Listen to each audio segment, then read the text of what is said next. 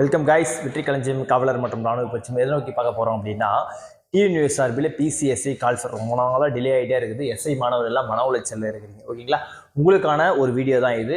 SI notification வருமா வராதான்னு சொல்லிட்டு ரொம்ப பேர் நிறைய கேள்வி கேட்டுருக்கீங்க. கண்டிப்பாக எஸ்ஐ நோட்டிஃபிகேஷன் வருது. ஆல்ரெடி நான் சொல்லியிருக்க மாதிரி கண்டிப்பாக வரதான் போகுது.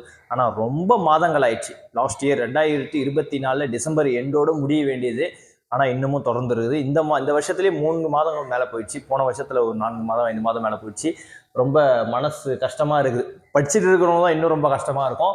நீங்கள் என்ன பண்ணுறது, மனதை தளர்விடவே கூடாது. 3 மாதம், இந்த வருஷத்துலேயே 3 மாதம் போயிடுச்சு. கண்டிப்பாக நோட்டிஃபிகேஷன் வருது. எப்போ வருது அப்படின்னா, இந்த வாரத்தில் வருவதற்கான வாய்ப்புகள் 100% இருக்குது. அதாவது கண்டிப்பாக 80% மேலே இந்த வாரம் வருதுக்கு வாய்ப்பு இருக்குது. அப்போ 100% இந்த வாரம் வந்துருமா வராதா அப்படின்ற கேள்விக்கு யாராலையும் பதில் சொல்ல முடியாது. ஏன்னா டிஎன்யூஎஸ் சார்பு எப்போ எந்த முடிவு எடுப்பாங்கன்னு யாருக்கும் தெரியாது. திடீர்னு ஒரு முடிவு எடுத்து அவங்க பண்ணலான்னு இருக்கிறது திடீர்னு என்ன பண்ணுறாங்க, அவங்களோட தலைமையில் சேஞ்ச் பண்ணிடுறாங்க. அதனால் அவங்களும் என்ன பண்ணுறாங்க, ஒர்க் பண்ணுறவங்களே கூட சரியாக சொல்ல முடியாது. ஓகேங்களா, அவங்களோட ஆர்டர் எப்போ பாஸ் ஆகுதோ அப்போ அவங்க என்ன பண்ண முடியும், வெப்சைட்டில் அப்லோட் பண்ணுறது அவங்களோட வேல்யூமாகவே இருக்கும். ஓகேங்களா, அதனால் நீங்கள் படிச்சுட்டு இருக்கவங்கலாம் ரொம்ப தெளிவாக சூப்பராக இன்னும் கொஞ்சம் படிச்சுக்கிட்டே இருங்க. ஏன்னா இப்போ ஆல்ரெடி நிறைய படிச்சுட்டு இருப்பீங்க. இது நீங்கள் பார்க்குறீங்க பற்றியா, ஒரு அரை மணி நேரம் 1 மணி நேரம் டெய்லி நோட்டிஃபிகேஷன் வருமானு ஒரு 2 மணி நேரம் 3 மணி நேரம் சோஷியல் மீடியாவில் என்ன பண்ணி டைம் வேஸ்ட் பண்ணுறீங்க. அந்த நேரத்தை கூட நீ படிக்கிறதுக்கு மாற்றிக்கும். ஓகேங்களா, கண்டிப்பாக நோட்டிஃபிகேஷன் வரப்போகுது, கூடிய விரைவில் வரப்போகுது. நீங்கள் அதுக்கு தயாராக இருந்துருங்க. அது நாளைக்கு தான் வரப்போகுது. நேற்று வர வேண்டியது சில பேர் சொல்லியிருந்தான் வெள்ளிக்கிழமையாக வந்துடும் அப்படின்னு சொல்லிட்டு. இப்போ நாளைக்கு வரப்போகுது, இந்த வீக்கில் வரப்போகுது, அடுத்த வீக்கில் வரப்போகுதுன்னு சொல்லிட்டு எக்ஸாக்டாக யாராலையுமே சொல்ல முடியல. ஓகேங்களா, இதுதான் உண்மையான விஷயம். ஆனால் கண்டிப்பாக கூடிய விரைவில் வரப்போகுது. ஏன்னா அது வர்றதுக்கான எல்லா வேலைகளும் முடிஞ்சிச்சு. இப்போ அடுத்தது நோட்டிஃபிகேஷனுக்காக மட்டும்தான் வெயிட்டிங். எஸ்ஐ நோட்டிஃபிகேஷன் கண்டிப்பாக ஃபஸ்ட்டு எஸ்ஐ நோட்டிஃபிகேஷன் வருது.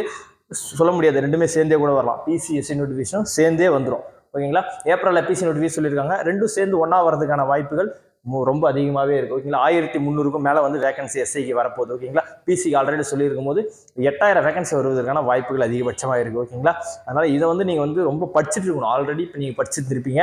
இப்போ என்ன பண்ணுறீங்க, ரொம்ப கொஞ்ச நாள் ஒரு 3 மாதம் 4 மாதம் 5 மாதம் லேட் ஆகுது அப்படின்னும் போது இன்னும் படிப்பு ஜாஸ்தி ஆகணும். கட் ஆஃப் அதிகமாக வாய்ப்பு இருக்குது. ஏன்னா நிறைய மாணவர்கள் படிச்சுட்டு இருக்கிறாங்க.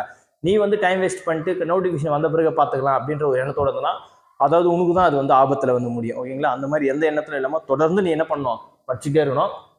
ஏஜ் ரிலாக்ஸேஷன், அதாவது சார் போன வருஷமே கால்ஃபர் வர வேண்டியது இன்னும் வராமல் இருக்குது. இந்த வருஷம் தொடங்கிய 3 மாதங்கள் மேலே ஆயிடுச்சு.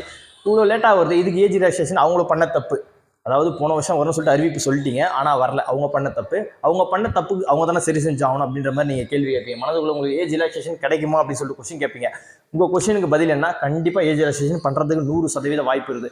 காரணம் என்னன்னா, அவங்களே சொல்லிட்டாங்க 2024 நோட்டிஃபிகேஷன் விட்டுருன்னு சொல்லிட்டு. ஆனால் இப்போ 2024 நோட்டிஃபிகேஷனே விடலை. 2025 3 மாதம் 4வது மாதம் தொடங்க போகுது. ஓகேங்களா, இது வரைக்கும் வராதவங்க 2024 கால்ஃபர் வந்திருந்தா யார் எலிஜிபிளாக இருந்திருப்பீங்களோ அந்த அளவு ஏஜ் ரிலாக்ஸேஷன் கண்டிப்பாக 1 இயர் வருவதற்கான வாய்ப்புகள் இருக்கு. இல்லைன்னா விடுபட்ட இந்த 4 மாதங்களாவது கட்டாயம் தருவாங்க.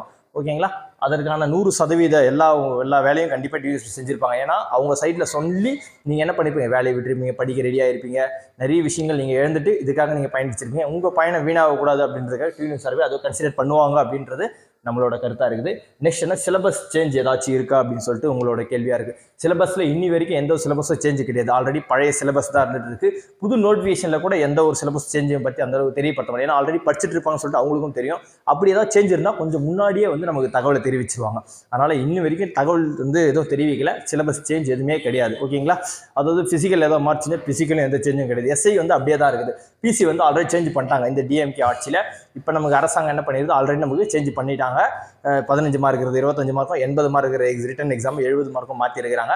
இந்த மாற்றுதலுக்கான இந்த எக்ஸாம் ஒரு 3வது எக்ஸாமாக நடக்குது. ஓகேங்களா, அதனால் அதை பற்றின எந்த ஒரு தெளிவும் தேவையில்ல. படிச்சுட்டு இருக்கும், தொடர்ந்து படிச்சுக்கிட்டே இருக்கு. ஓகேங்களா, இதற்காக நீ தினசரி 1 மணி நேரம் 2 மணி நேரம் நேரத்தை வீணழிக்காமல் அந்த நேரத்தையும் படிக்கிறது தயாராகிட்டே.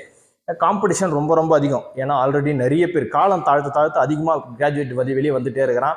அவனுங்க எல்லாமே என்ன பண்ணுறான், இந்த 1 மாதம் ஆயிடுச்சா இந்த வருஷம் டிகிரி முடிகிறவங்க கூட அப்ளை பண்ணிடுவான், சொல்லவே முடியாது. ஓகேங்களா, இது ப்ரொவிஷன் சர்டிஃபிகேட் வச்சு என்ன பண்ணுவான், அவனும் அப்ளை பண்ணுறான். இந்த 1 மாதம் கால்ஃபர் லேட் ஆயிடுச்சுன்னா இந்த வருஷம் முடிக்கிறவன் என்ன பண்ணுவான், ஏப்ரல் எக்ஸாம் முடிச்சிருவான். ஏப்ரல் எக்ஸாம் முடிச்சுட்டு அடுத்தது 1 மாதத்துல என்ன வேணும், கோர்ஸ் கம்ப்ளீட் கிடச்சிடும். அவனும் என்ன பண்ணுவான், எக்ஸாம் எஸ்ஐக்கு அப்ளை பண்ண ஆரம்பிச்சிடுவான். போக என்ன ஆகும், ஏஜ் ஆக பசங்க 21 வயசு முடிஞ்சு அவன் அப்ளை பண்ணும்போது நாள் ஆக வேகன்சி அதிகமாகுது. மாணவரோட எண்ணிக்கை, அப்ளை பண்ணுறோட எண்ணிக்கை அதிகமாகவும், போட்டி அதிகமாகவும். நிறைய பேருக்கு ஆசை இருக்குது படிக்கணும், கவர்மெண்ட்டில் வாங்கணும்னு.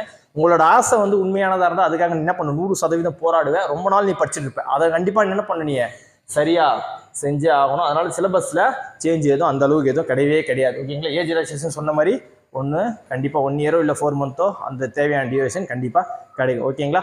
உங்களோட வேலை என்ன அப்படின்னா கண்டினியூஸாக படிக்கிறது மட்டும்தான் வேலை. ஓகேங்களா? நம்மகிட்ட வந்து அட்மிஷன் போயிட்டுருக்கு. என்னதான் தமிழ்நாடு பிசி. ஓகேங்களா? பிசிக்கும் எஸ்ஐக்கும் அட்மிஷன் போகுது. ஓகேங்களா? நம்மகிட்ட ஜாயின் பண்ணி படிக்கிறவங்க கண்டிப்பாக 100% தேர்ச்சி அடைகிறதுக்கான எல்லா முயற்சி இருக்கும். டெஸ்ட் பேட்ச் நாங்கள் ஃப்ரீயாகவே பண்ணுவோம். ஓகேங்களா? ஆன்லைனில் கிளாஸ் ஜாயின் பண்ணுறோம், டெஸ்ட் பேட்ச் ஃப்ரீயாக பண்ணிவிடுவோம். நீ ஆஃப்லைனில் ஜாயின் பண்ணிட்டு என்னால் கொஞ்ச நாள் பயணிக்க முடியலன்னா உங்களுக்கு ஆன்லைனில் நான் டெஸ்ட் பேட்ச் ஃப்ரீயாக தந்துடுவேன். அட்மிஷன் ஃபீஸ் மற்ற எல்லாத்த விட நம்ம குறைவான அட்மிஷன் ஃபீஸ் தான். மேலும் தகவல் தெரியும்னா நம்ம டிஸ்கிரிப்ஷனில் பார்த்து நம்ம அட்மிஷனுக்காக கால் பண்ணி என்கொயரி கேட்டுக்கோங்க. ஓகேங்களா? தேங்க்யூ.